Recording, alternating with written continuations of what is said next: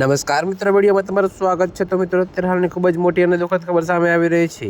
ત્યારે મિત્રો તમને જણાવી દઈએ કે તમિલનાડુના ઈરોડ જિલ્લામાંથી એક દુઃખદ ઘટના સામે આવી છે, જ્યાં કેળું ખાતા દરમિયાન શ્વાસ બંધ થવાથી 5 વર્ષના માસૂમનું મોત થયું હતું। જોકે મિત્રો, આ ઘટનાથી બાળકના માતા પિતા આઘાતમાં છે, તેમની રડી રડીની હાલત ખરાબ થઈ ગઈ છે।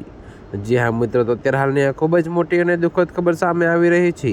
ત્યારે મિત્રો તમને વધુમાં એ પણ જણાવી દઈએ કે મળતી માહિતી મુજબ બાળક કેળું ખાઈ રહ્યું હતું, ત્યારે તેના ગળામાં કેળું અટકી ગયું। પરિવારજનોએ તેને તરત જ હોસ્પિટલ લઈ ગયા, જોકે જ્યાં તપાસ પછી ડૉક્ટરે બાળકને મૃત જાહેર કરી દીધું।